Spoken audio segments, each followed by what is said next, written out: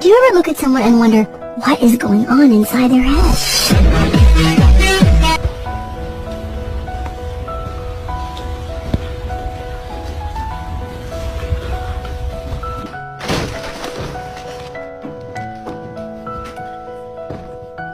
Who did it?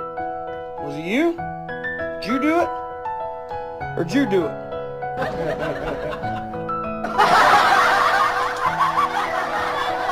I just found a fucking bed bug in the bed. Who did this?